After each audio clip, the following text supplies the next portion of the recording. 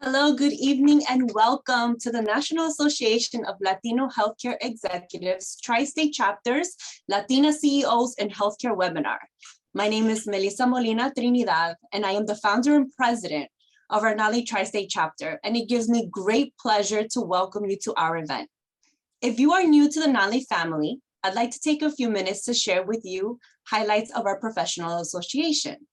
NALE is an organization with a little over 16 years in the making. Our mission is to promote health equity for Latino communities by increasing Latino and Latina representation within healthcare systems and by supporting policy, legislation, and regulation that seeks to improve health and healthcare for diverse communities. Our vision sets the runway for our future to be the professional association of choice that transforms the Latino and Latina experience in the national healthcare leadership space. We promote and practice authentic leadership, being genuine, self-aware, and transparent. We want you to inspire loyalty and trust. We champion diversity, equity, and inclusion initiatives. We advance various perspectives and ideas, and we strive and work diligently to position you to have a role, a voice, and a seat at the leadership table. The NALE footprint spans across the US via multiple chapters. Our growing members and partner network represents students, early careerists, mid to senior level executives, physicians, nurses, and other industry professionals that seek to connect and share best practices. We welcome you to connect with NALE and the NALE chapters listed on our website at www.nale.org. We also invite you to think about starting a NALE chapter in your region if one does not exist today. At NALE, we are proud and thankful to have multiple health industry partners and sponsors for their generous contribution. In these partnerships is the key to ensuring that together we work cross-market and competitive boundaries and have core values and a unified priority to create inclusive opportunities. We welcome a connection with your organization to consider sponsoring future NALE events. Thank you for joining us. I'd like now to introduce our three panelists. First up, Ann Diamond is president of Bridgeport Hospital and executive vice president at Yale New Haven Health System. She has been in healthcare for over 30 years and held many positions in her career, starting as a nuclear medicine technologist, radiation safety officer, and researcher, moving through the leadership ranks of hospitals until arriving at the C-suite, and is known as a turnaround CEO, leading her organizations to improve quality, service, financial outcomes, and cultural change through leadership accountability. Anne is passionate about patient safety and providing the best environment of care for her patients. The American Hospital Association recognized Anne as a 2020 grassroots champion to acknowledge her exceptional leadership in advocating for patients and hospital priorities. Her leadership on a statewide asthma initiative highlights the dual challenges of health disparities and social detriments of health, which led her to establish and chair the Connecticut Hospital Association's Health Equity Advisory Council. Anne earned her bachelor's degree in nuclear medicine technology from Cedar Crest College, is a graduate of Purdue University, Concord School of Law, and received an honorary Doctor of Humane Letters degree from the University of Bridgeport and is currently pursuing a doctorate in business administration with a concentration in Homeland Security, Leadership, and Policy at North Central University.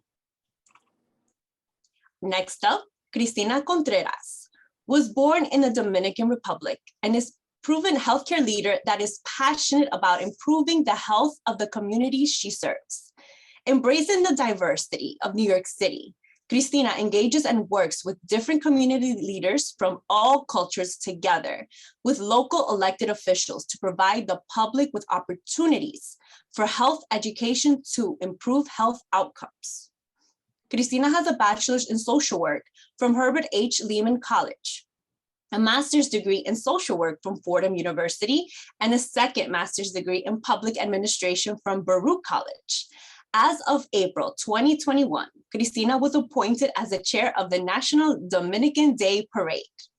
In her 27-year tenure in public health, Cristina has accumulated vast experience in the healthcare management of inpatient, ambulatory, clinical, and auxiliary services. She is a career civil servant, having served with New York City Health and Hospitals since 1995. She started her career as a caseworker and successfully progressed through various positions of leadership with increasing responsibility ever since. Cristina demonstrated commitment to her staff, patients, and the community has made her a well-known and respected leader within the country's largest municipal healthcare system. As of April 2021, Cristina has been appointed Chief Executive Officer at New York City Health and Hospitals Metropolitan in East Harlem in Manhattan. In recognition of her leadership and service to the community, Cristina has been named a Healthcare Hero 2021 honoree by Schneps Media, awarded the Government Service Leadership Award by 100 Hispanic Women National, honored by the New York City Hispanic Chamber of Commerce as a hero of hope and champion of inclusion, and selected as a Power Woman of the Bronx in 2020. Our third panelist is Helen Arteaga. She's Chief Executive Officer at New York City Health and Hospitals Elmhurst. She is the former Assistant Vice President, Queens Network, and Executive Initiatives at Urban Health Plan, a network of community health centers located in 3 boroughs in New York City. Helen is Ecuadorian and a longtime resident of Corona, Queens. Helen grew up understanding the role that healthcare had on a community. She dreamed of establishing a community health center that would provide quality healthcare to local residents. Following the death of her community activist father, she set out to build that health center in her beloved Corona.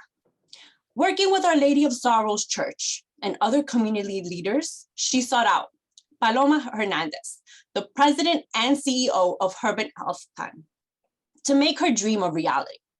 Together, they opened Plaza del Sol Family Health Center in June 2009. Last year, Plaza del Sol provided care to more than 29,000 patients, regardless of their ability to pay. The health center was dedicated to her father's memory in 2014. Helen has a bachelor's degree from New York University and a master's of public health from Columbia University Mellman School of Public Health. Completed a fellowship with the National Hispanic Leadership Institute and Harvard Kennedy School of Government in September 2010. In March 2016, she was appointed to the New York City Health and Hospitals Board of Directors and to the New York Alumni Board of Directors. Currently completing her doctoral degree at CUNY School of Public Health. She was one of 31 women selected by the New York City Commission on Women's Issues to be featured in New York City Women, Make It Here, Make It Happen, a series highlighting women who made a difference in their communities. She also received the Community Impact Award, Humanitarian Award, and City of New York American Dreamer Award. She is married to Victor Landaverde and is the proud mother of 3 amazing children, Victor Luis, Moses, and Victoria. She continues to reside in her beloved Corona, Queens. Thank you so much, ladies, for wonderful impact and bios. So I would like to get started with our questionnaire. Now, our first question is, why did you choose to be in healthcare?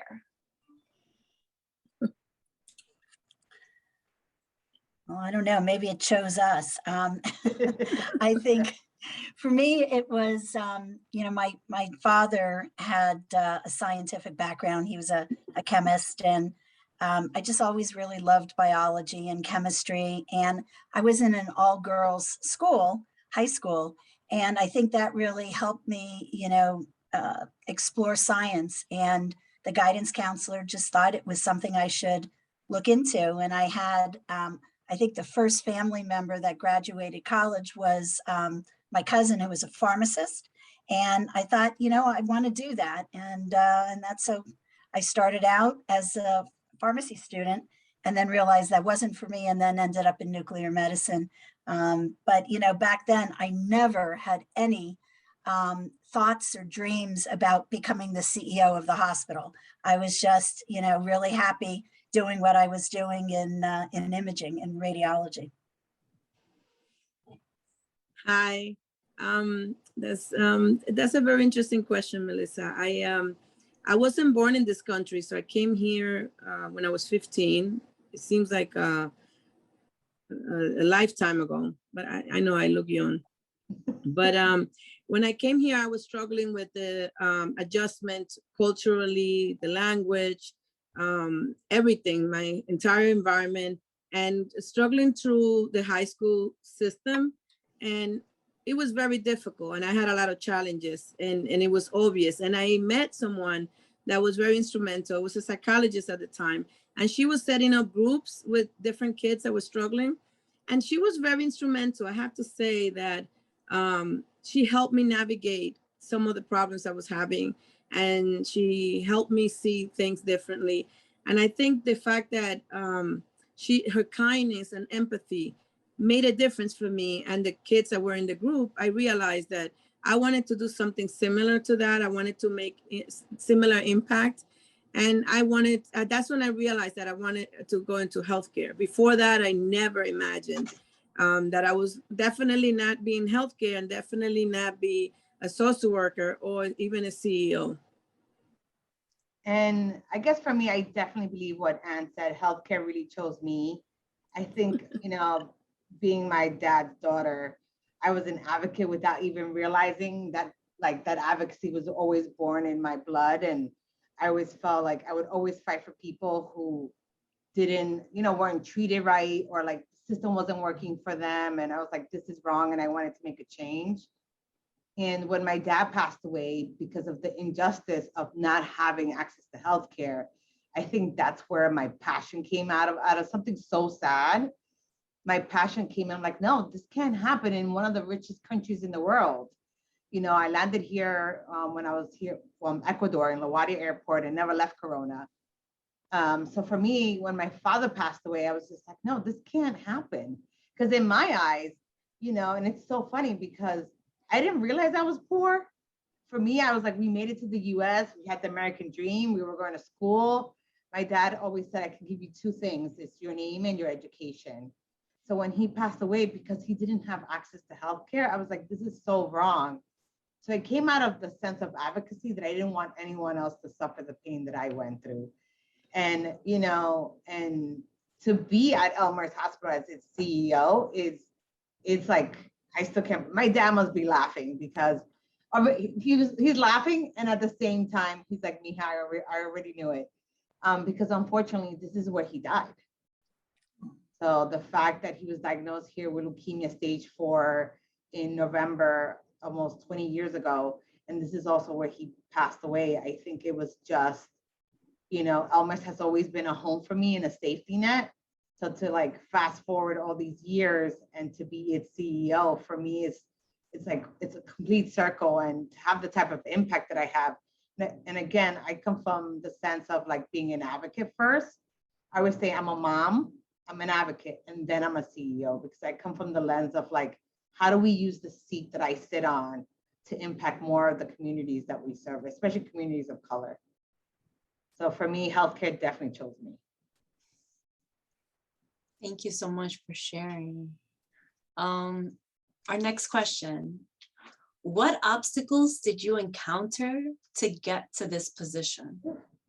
So many. I don't know, Anne and Cristina will tell you. I mean, it's first, you don't, for me especially, English was not my first language. I didn't know the health system here in the US or the school system. I didn't even know what Ivy League schools were. I knew I was smart, but when you go to a school where there's so many students, no one says, hey, you're getting good grades, you can apply to Yale, Harvard. And I didn't even know what those schools were. All I knew was that I wanted to go to a college in the city. That's as far. I wanted to get on the 7 train. And as a professional, I think, and Cristina and Annie might allude to this too, I think we get discounted because we're women and we're women of color. And I think so many indirectas come your way where you're like, did that person just say that to me? And you can get discouraged sometimes. And you just have to push through. So I think along the path, we always get obstacles. I agree with that, Helen. I think that many people face a lot of life obstacles and barriers, but I have to speak for Latina and women of color. It's kind of a different dynamic, or at least my instance and most of the people that I know, we don't, you know, people look at you differently, and you seem like you're unfortunately a sore thumb in a room, like that you don't belong, or people look at you and unfortunately it's something that to me it has made me stronger, and it kind of gives me a strength to prove myself and to prove that I do belong, and that's the place for me. And it's just make me, I believe it makes me stronger and more successful. And even my accent, people look at me and they think that that's going to be a setback for me.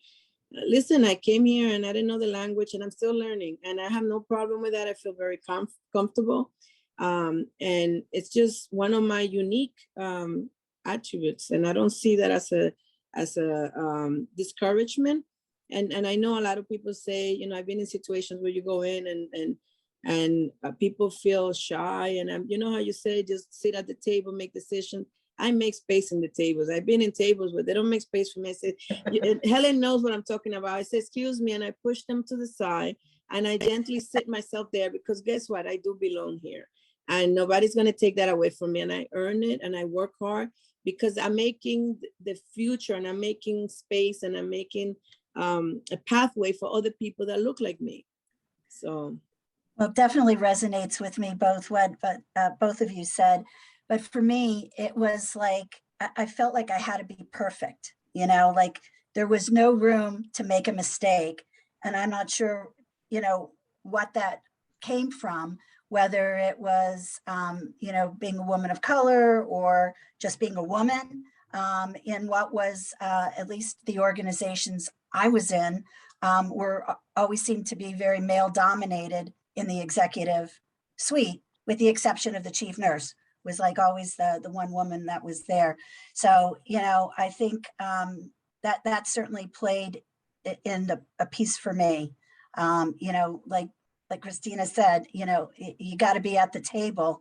But I always just felt really self-conscious, I think, about speaking my mind.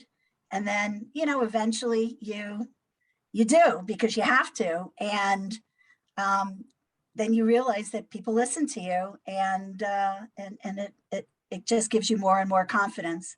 So, you know, 30 years later, I don't have any trouble speaking my mind now, but I did back then. You know, my first leadership job was chief tech in nuclear medicine. And, you know, I just felt like I was a little tiny voice, but little voices can grow.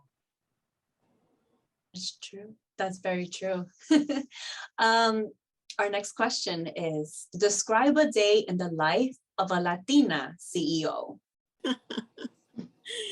That's Helen, and I mean, it's not just in healthcare, but let me tell you, every day is different from the previous day. As much as we have plans for meetings, projects, I have to say we always have to connect with people, but it's kind of very rewarding. We feel that, or I feel that I made a difference in some lives, even if it's one staff at a time. I feel rewarded. I feel great, because I'm able to influence some of the decisions that are going to make people's lives better. And that it's very strong for me. Of course, there's a lot of meetings, a lot of discussions. We're making changes, guidelines. That's normal in healthcare. And having a role in that is okay in the bigger picture and the high level, but connecting with the staff, making sure that what we put in place internally and externally is representing them, representing our community, representing Latinas, representing our entire patient population, whether they're Latinas or not, everyone. We're here for everyone. And we feel, and I think that's true when Anne was saying, we feel that we have to do everything perfect.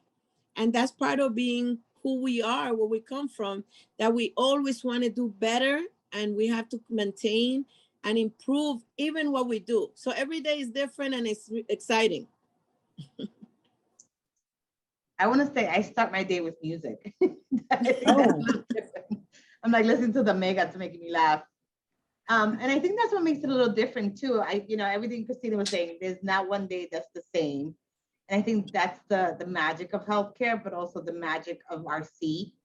I think because we can push the envelope, we can push the different agendas, but the fact that we make decisions that affect so many communities of color. I mean, I just think about all the people that walk through the hospital and how you can make one policy change and it reduces a barrier. It's one less barrier for a patient to get healthcare. It's one less barrier to get their surgery, or like everything from like, a depot shot, family planning, adolescent healthcare, like how you sit that. And then at the end of the day, right before logging in here, I was answering like the 3 billion emails that get to our desk.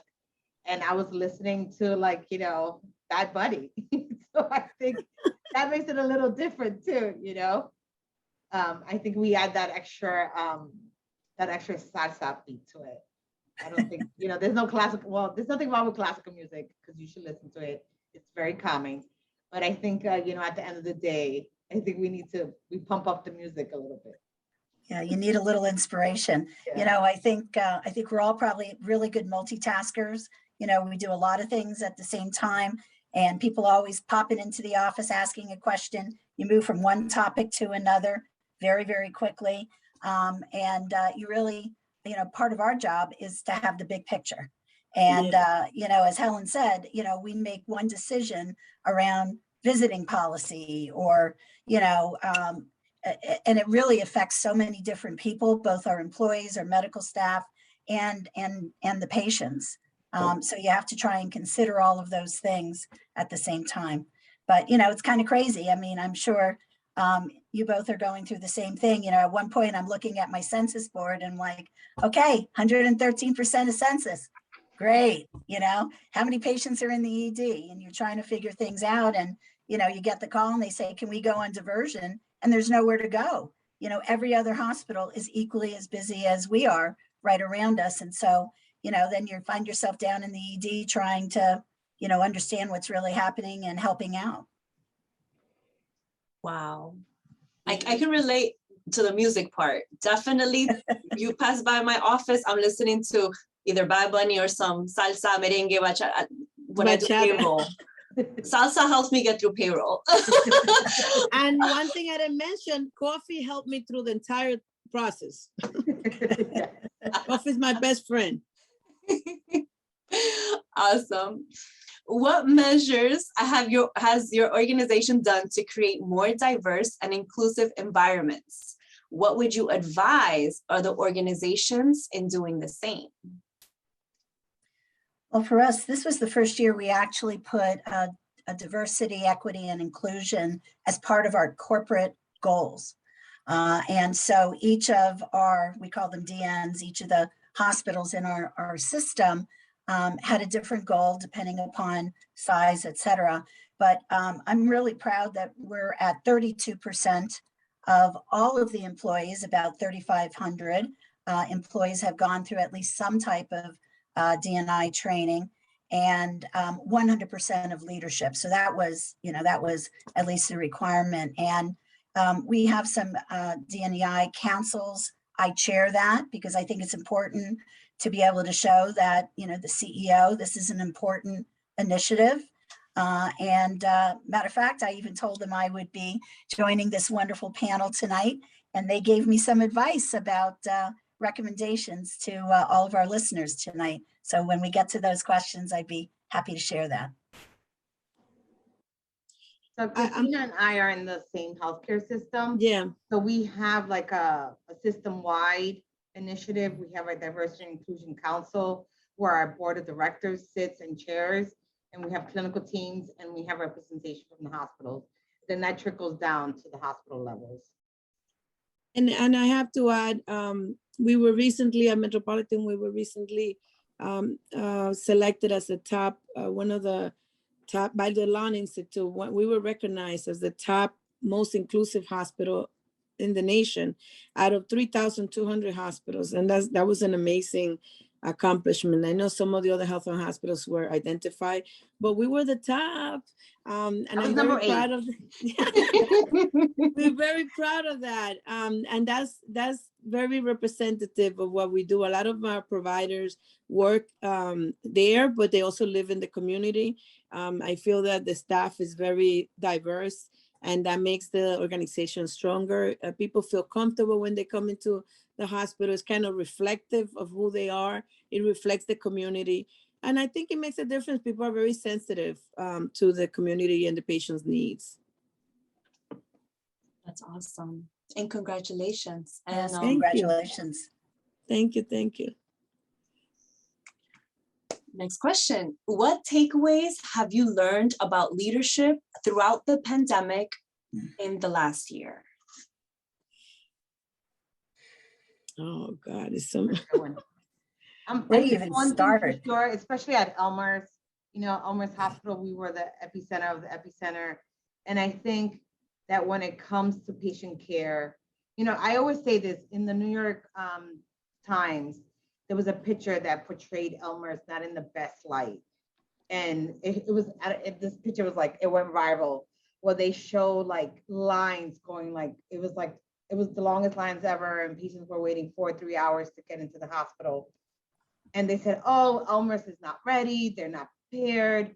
And meanwhile, when you really look at the picture, you're like, wow, the community really trusted Elmhurst. They were willing to wait 2 or 3, 4 hours to get into the door to see our doctors. And what often people forget, where Elmhurst is 3 or 4 blocks, the 7 train is there. We're 20 minutes away from the city. These patients could have gone in the train. And, while they were waiting, they could have gotten into the hospital, to any hospital in the city.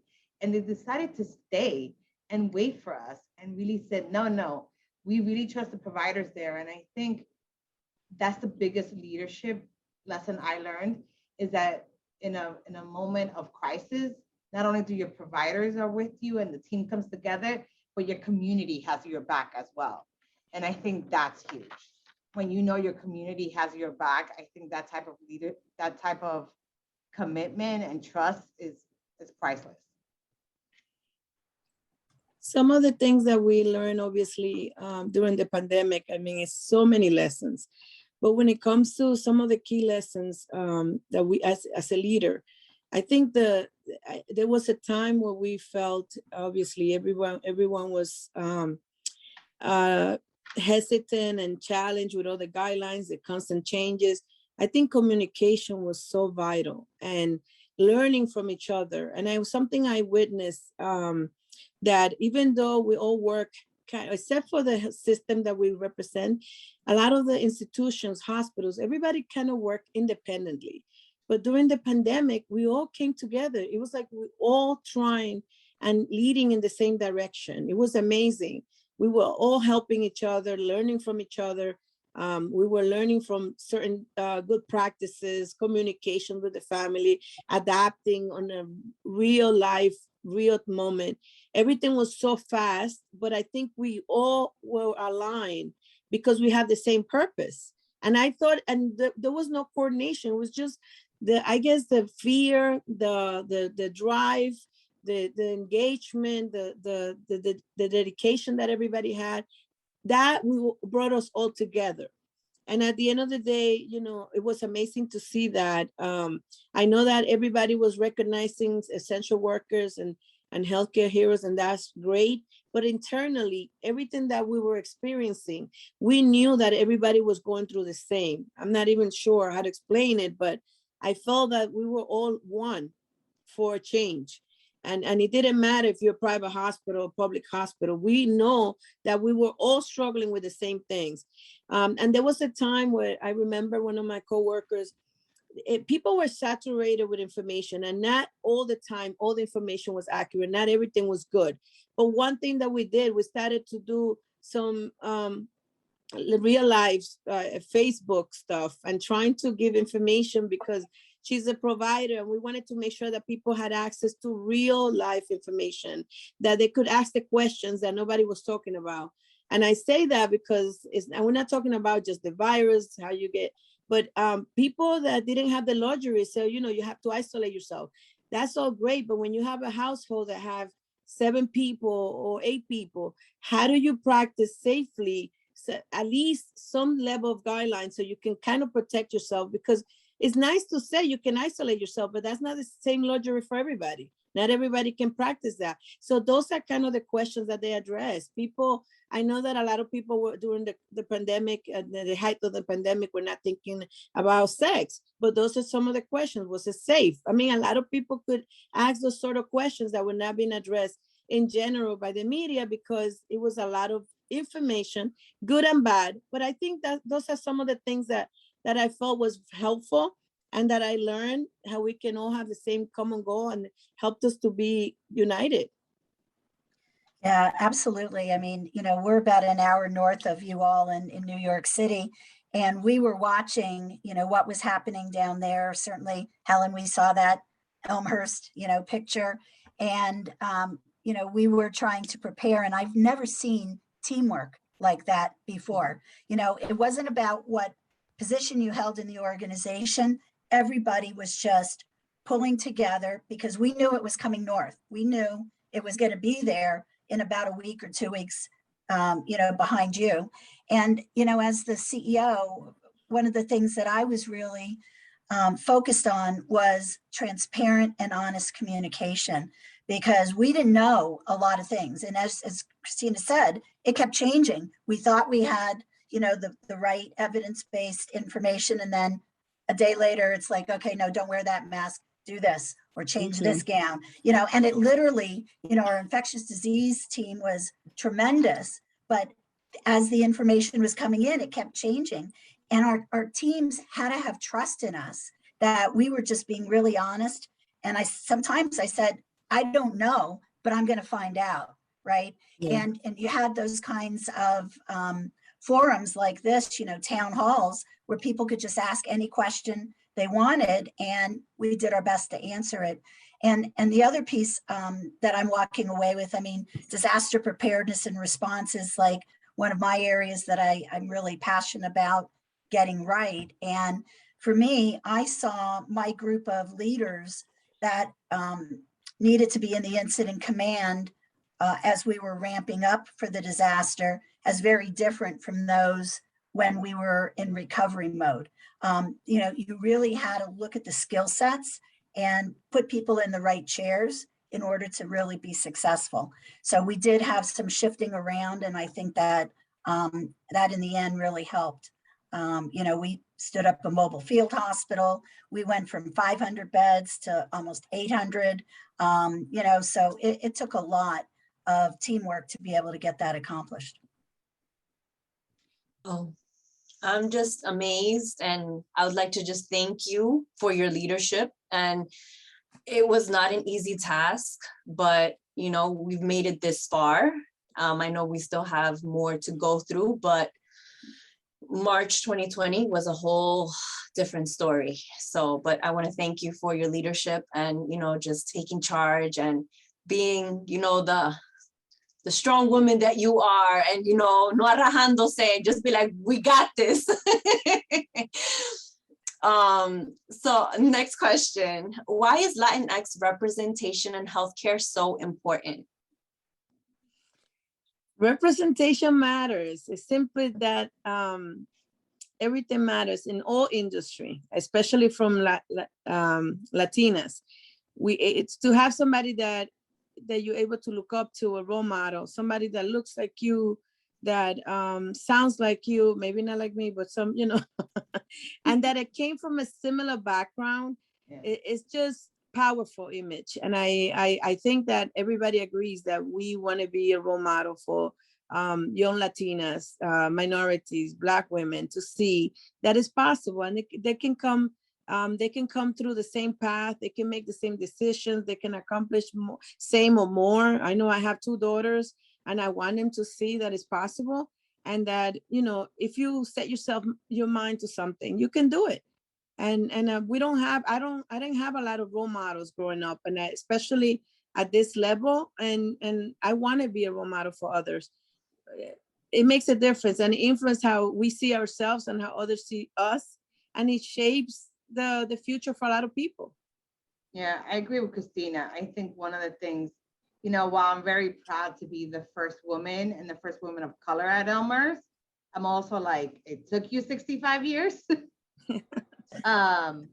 But I want to make sure that I'm not the last one. You know, I want to make sure there's more behind me. And, Right. and it goes back to being what Cristina mentioned about the table, that if there's no seat, bring a seat, you know, make room for that, and being representative of our culture and what we bring to the table, I think is huge, because you can't, that's where small changes happen. And in those small changes, that's what you cause a ripple effect. And I think that's super important for us to be sitting at the table. And what Cristina mentioned, not only in healthcare, but in all industries, you know, in education, in police force, in the business world. I think it's important that we represent, because we bring a different flavor. Yeah. Our community is a little different, and it's okay to say we're a little different. That's what makes us unique. So why not bring that uniqueness as an advantage? I completely agree. Yeah. Next question. What does it mean to provide culturally competent care, and why is this so important? It's all about trust. I mean, you know, the patients are coming to our organizations and, you know, they're putting their life in our hands. And, you know, if we can't communicate with them and understand, you know, how they live, where they live, what their customs are, their language, then we're not doing our job in taking care of them, because it's not, they're not just a heart, a lung, a spleen, it's a whole person, and a family that's with them. And it's our responsibility to be able to understand absolutely everything about that patient. And, you know, I think that's our duty. Yeah, when we are able to make a connection that shows that we value and respect people's culture and backgrounds, it makes a difference. People feel valued and respected, and they will come back to you. They'll come back. They feel that they'll tell other members of the community or their families. We work very closely with the individuals and also the community-based organizations. We need to make sure that we create a good support network for them. So I think that all makes a difference when they feel that we are concerned about them, and we are acknowledging the differences and not seeing it as a problem, but embracing it. Absolutely. I agree. It's about that trust and that embracing, you know, and I always take it as a point of pride that we provide that type of care, and to say, you know, at Elmhurst, we speak 132 different languages here that represent 93 different cultures. Every time I say that, I'm like, oh my God, it's like, how do we even do that? You know, and then when you take all of health and hospital at once, I don't even know, it's crazy. But that moment where you feel comfortable that you can speak about what's making you ill, what's making you vulnerable in your own language, I think that's so vulnerable, and what a great connection to have with your patients. Yes, completely agree. Not needing a translator or not being able to understand the physician, you know, that's where like a lot of misinformation occurs, when it's like they think they're supposed to take this at how many times, but it's really not, or they don't know how to read the language and they take medications wrong and then end up for something else.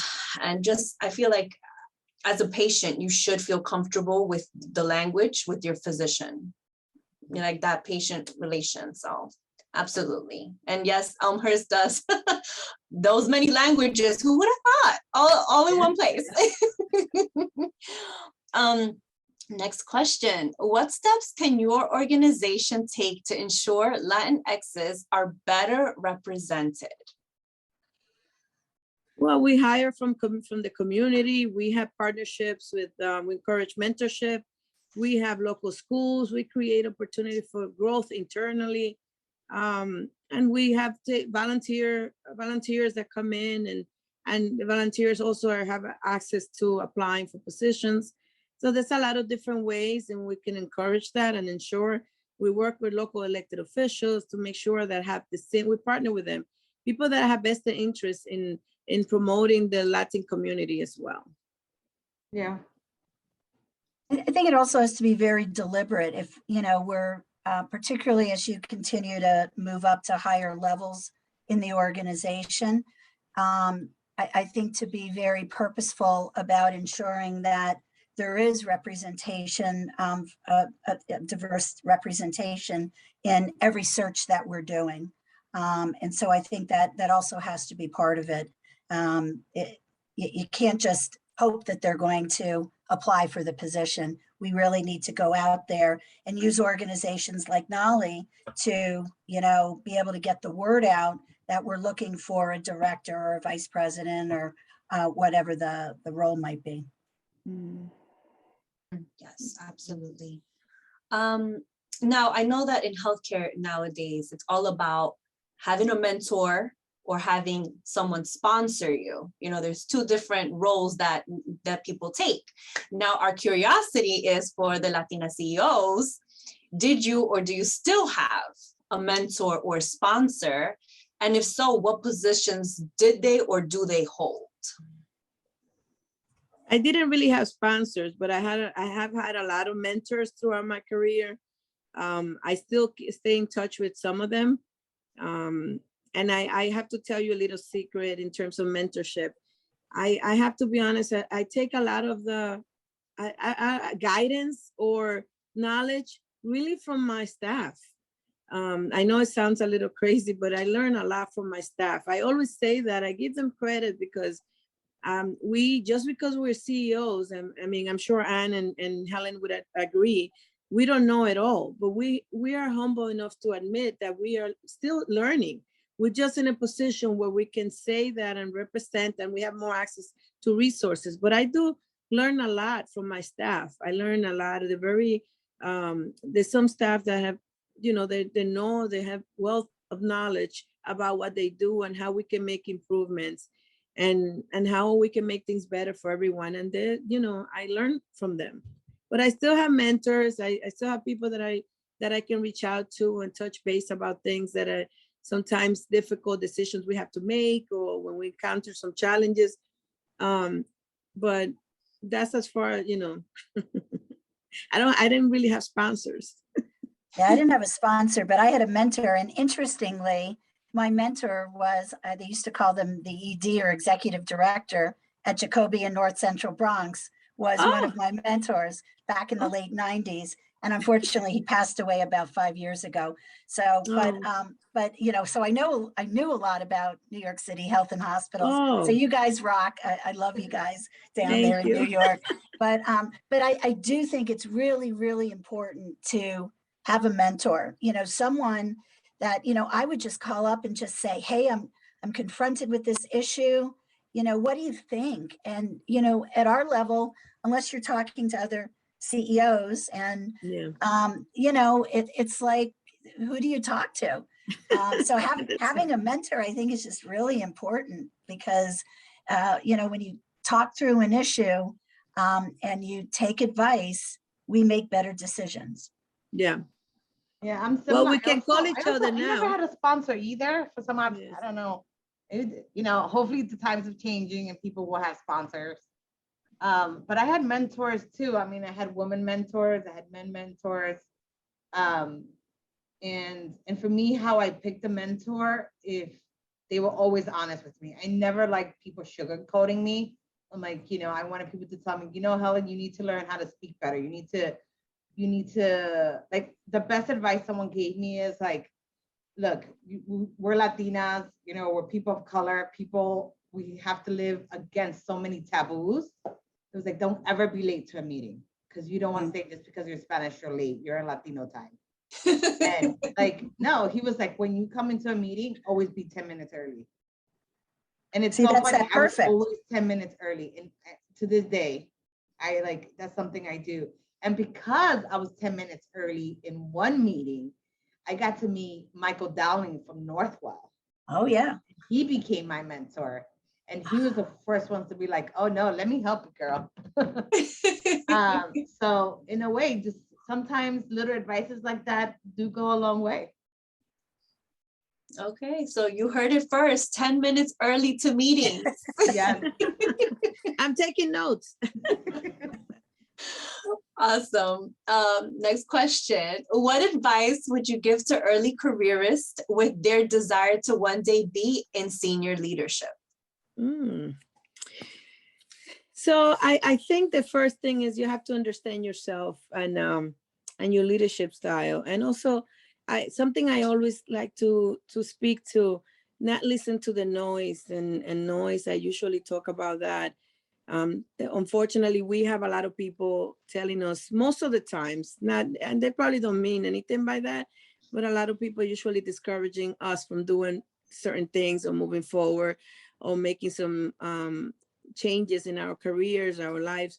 And it's important to keep the noise. You hear it, but you don't really just listen to the noise, but you don't really absorb that and make changes based on that. You have to make your own decisions, which is why you need to internally know what is it that you want to do, because a lot of people will tell you, oh, are you sure you want to do this? It's so hard. Are you sure you want to commute? Are you sure you want to change your job? Are you sure? You know what? It's nice. You're looking for opinions, but ultimately you got to deal with the consequences. So you got to make the decisions yourself. So that's important. You have to be passionate about your decisions, because that's what's going to give you the strength to overcome obstacles. And like what we were talking before, the challenges, the obstacles. If you don't have the passion, you're going to give up. Never give up. Become, find a mentor, like we were just saying. That's helpful. And sometimes people don't volunteer to be a mentor. Tap into them. Ask them. Don't be afraid. The worst that can happen is they can say, no, I can't commit to it, but you didn't lose anything. You have to ask. You have to be assertive. You got to go for it. And don't stop learning. Always try to develop yourself. That's important. I tell my kids, I tell everybody that wants to listen. I'll tell you a lot of things, but you have to help to develop yourself intellectually and emotionally and everything, because the truth is we need to have certain credentials to open some doors for us. We need to make sure we're competitive. We need to make sure that we're staying on top. And that's just a reality. That's the way it is. And, unless you're able to inherit a position as a CEO, which some people have the luxury, I didn't have that luxury. I had to work really hard, which I continue to work hard. So those are some of the things I would say, Latina, an upcoming leader. Yeah, ditto to everything you said. My advice would be understand why you want to do this. Because it's a heck of a lot harder than it looks, let me tell you. Mm-hmm. And, if it's because, you think that it's the money or it's the prestige, those aren't the right reasons. It's more like what Helen's talking about. You want to make a big difference in your community, or, you've got a connection, because of a family illness, etc. But just really, really understand yourself and why you want to do this. And then, it's a team sport. Healthcare is a team sport. And, you can't do this alone. And find, I am still best friends with the first group of hospital administrators from Brooklyn, New York. And we're all doing different things now in different parts of the country. But, those are like the ones that will tell you the truth, like, boy, you really did not do a good job. And that's being kind. They'd say it a little differently in that presentation that you just did, right? You got to buck up. You got to do this. You got to do that. You got to have people that are willing to tell you the truth because they care and love you. And so find that group, because they're the ones that are going to help you get through this. So for me, you guys are not going to like this advice, but, for those who are not morning people, I tell you, I wake up at 5:30 in the morning. 4:30. I wake up at 5. Oh, you see, Ann? 4:30. Most CEOs and most senior, very effective people wake up super early. Not because, I like the morning because my kids are sleeping at 3, as you know, and I have the house to myself. But that morning, I don't know, your brain is the most freshest, is the most rest. And believe it or not, that's where you really need to think about the hard questions, how you're going to tackle the day. Mm-hmm. And I have to tell you, I wake up at 5:30 every day, eating my oatmeal. I review all my emails and where the hospital is at the night before. And I was doing this before I was even a CEO. And I would review whatever happened the day before, and I would give myself 3 mini goals. Not like 10, not 20, 3. I'm like, okay, today I'm just gonna work on these 3. And I believe on the compound effect, where like, you know, little small bits compound to big changes. So if I did 3 goals times 5 days, you know, times a whole year, times 52 weeks, that's a lot of things accomplished in 1 week. And I think that's what made me effective in any job that I had, whether I was like, you know, an advocate working the streets and getting people out to vote, all the way to now where I'm a CEO. So wake up early. Wow. Okay, I'm writing that down. Everyone write that down. 5:30 a.m. call time. Hey, I wake up at Brain is 5. the freshest. It's gotta, the like- best time. It's your quiet time. You drink coffee, you sort things out, you plan. It's the best time. You get in by change of shifts, so you're seeing the night nurses leaving, Yes. so you can figure out what really happened there overnight. That's true. That's true. No surprises later. Like, oh, you're like 3 hours late finding out what happened. No, and by the time you get into the office, believe it or not, it reduces the stress. By the time you go into anything, whether you're like, you know, doing payroll, you already know what's happening in the night because the world has become so digital. Yes.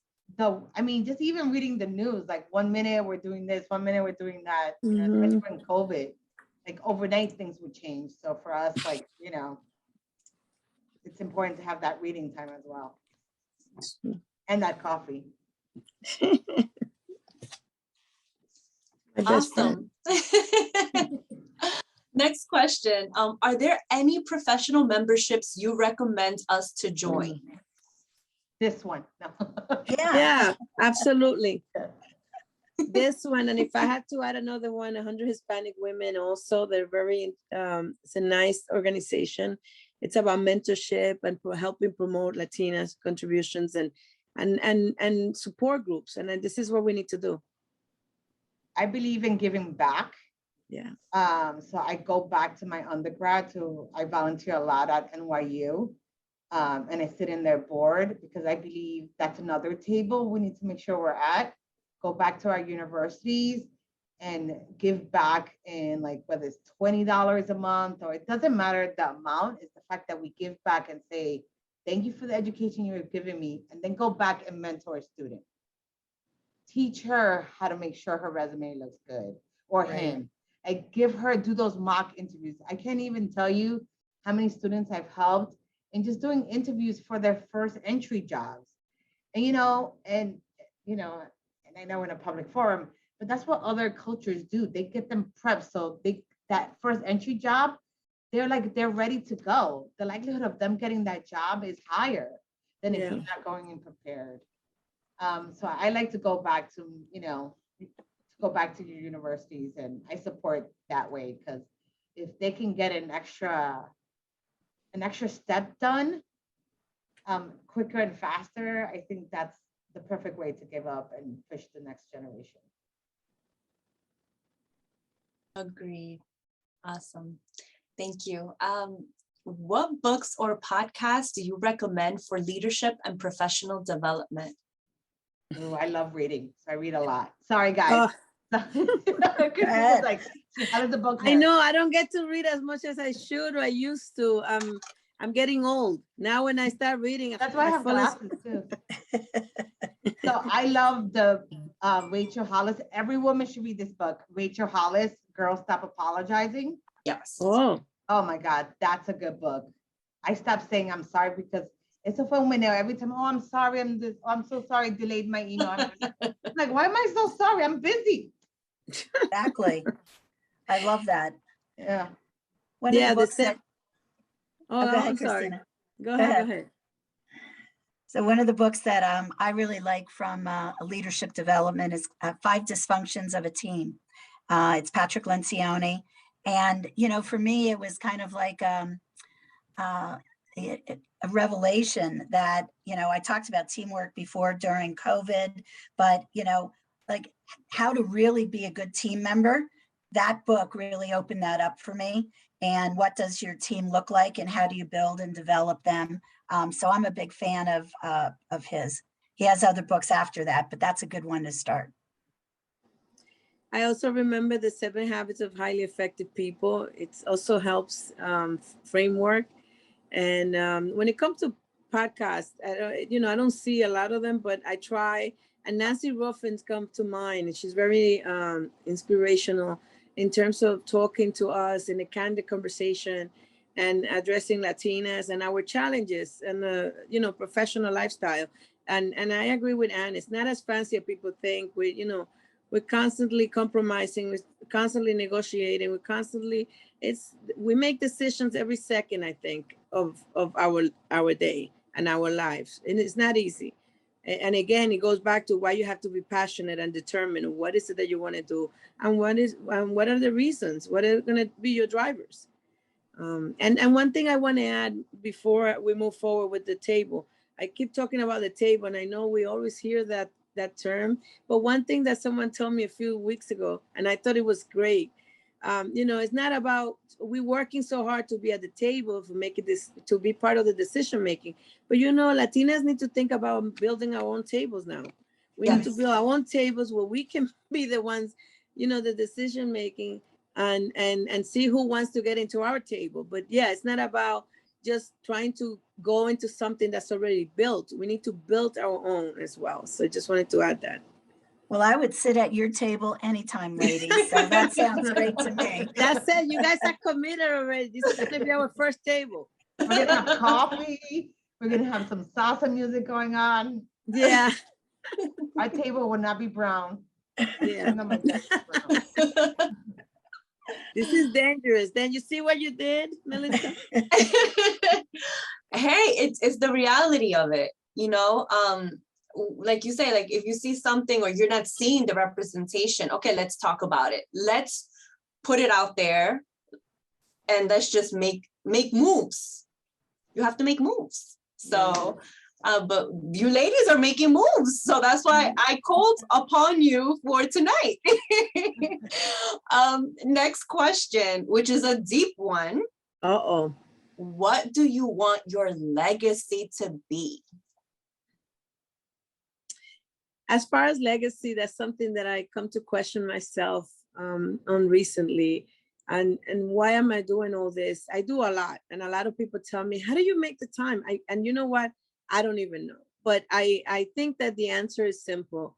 I want to, this is my passion, right? I want to give back. I want to help others. I want to serve as a role model. That's important to me. And be remembered as someone, a fierce Latina, someone that didn't give up, somebody that's, I want to create a new path for others. This is important to me because remember, I keep going back to, I didn't really see any people that I could look up to, role models, women that look like me, coming from another country as an adolescent with a lot of challenges and having to overcome a lot of different things here, culturally, language, everything. To me was like, I want to be there for other people that experience the same thing, even though you don't have to be born here. You don't have to be and have luxury. I came from a very humble environment. And trust me, when I say humble, I can underline that twice and say it 3 times because it was very humble. I didn't have luxuries and I was able to overcome all that and be here. And I want other people to draw strength from that and see that. And if they have some advantages, some exposure, some training, some resources, imagine what they can accomplish. I don't know. I hope I answered the question. You did Yes, beautifully. you did. I guess I just want them to say she cared enough and she made a difference. Yeah. The same thing for me. I think that, that I gave it my all to my community, and that I made, that I didn't fix the world, but I definitely fixed this one block.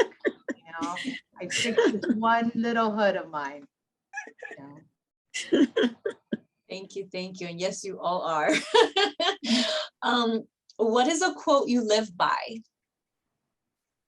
Well, for me, from like you mentioned before, my dad was an activist without even knowing. My dad barely had a high school education, but he was a big man of his faith. His best friend was a priest. I mean, So for us, our faith was very big. And I think this whole idea of help thy neighbor, he always said the most important thing someone can ask for is help, because that's when you're the most vulnerable. And he's like, when someone asks you for help, even if you don't know how to do it, just by being there and helping him or her, you've done, you know, God's work. So for me, and you know, help thy neighbor is like, when in doubt, that's what I do. Which drives my husband nuts because I'm always helping everybody. Yeah. He won't go to church with me anymore. So we have 3 questions from the audience that I'm going to address really quick. I know it's 8:03, but let's get through this really fast. So we received a question saying, how do you remain your most authentic self at work? Gotta be able to laugh at yourself. Yeah, I'm always the same. I mean, Yeah, me too. you have to be transparent. You have to be yourself. That has to come through. And I think that's one of the best things about Latinas. We could be, you know, ourselves and just be the strongest. I think what you see is what you get with the 3 of us here. Yeah. That's it. Awesome. So Madeline wrote, thank you for a great discussion and practical tips. How do you incorporate some wellness in your daily routine? This is Madeline Joseph, doctor from Jacksonville, Associate Dean for Inclusion and Equity. Thank you for joining us. Sometimes that's one of my challenges. I try to either walk early in the morning, since I wake up at 5 o'clock, or I try to use one of the access that we have for the gym at work. It's not easy. I'm not gonna lie to you, because we're constantly moving from point A to point B. We're helping the community, being on boards. It's not an easy thing, but we're trying to incorporate it, because I do understand the importance of wellness and encouraging my staff to do the same. Yeah, wellness is not my, you have a little, yeah, no, I have jewelry on mine. I have an iPhone. It's set, an iWatch. It's set for every hour. It vibrates and it says breathe. So I take a deep breath, and then it'll tell me to stand up if I haven't stood up in an hour. You know what those meetings are like. Sometimes you're poring over things, and that's why we're getting some from Anne. And you stand up, and then iWatches. Exactly. And then once a week I get acupuncture. It has changed my life. It just really has. I'm an asthmatic, really bad asthmatic since a little kid. And it's really enabled me to walk and get out there and do things with my family. So those are my 3 things that really help me anyway. This is wellness. I'm not sure if this is wellness or not, but you know, being with friends, you know, I can tell you I've called Cristina and I've had like a rough week, and I'm like, can I just have like a martini? I don't know if that's wellness, but it is wellness. That respite of like, you know, to reset. I like your wellness, Helen. Yeah, don't let anybody tell you otherwise. And this is the last question, anonymously posted. Any tips for how to successfully negotiate at work? Example, with vendors, etc. To negotiate, when you're trying to accomplish something, again, it goes back, and I'm sorry to repeat myself, but it's important for people to understand. You have to know what is it that you want the outcome to be. You have to be set already in what do you want trying to accomplish. And once you have that clear, your message will come across. You have to be firm. You have to be steady. If you're asking for something that makes sense and it's the right thing, just continue to press for that. Don't compromise. And I think that would be my message. I don't know what Helen or Anne would add to that. No, I would agree with you, Cristina. I think it's like, because remember, wherever you are, you're trying to figure out, in every negotiation, you're trying to figure out, what am I advocating for? What's my end goal? Yeah. And if you know what your end goal is, you can kind of wiggle like what you want or you don't want. So I think that's for like kind of what Cristina said, is knowing that end goal, what you want, and then you can play around with what you're willing to give up. Yeah, and be firm, you know, don't be timid, you know, just speak out what you need. You're representing your organization, and you know, you explain it, and you know, take no prisoners. All right, well, that concludes all of the questions that we had for you lovely Latinas.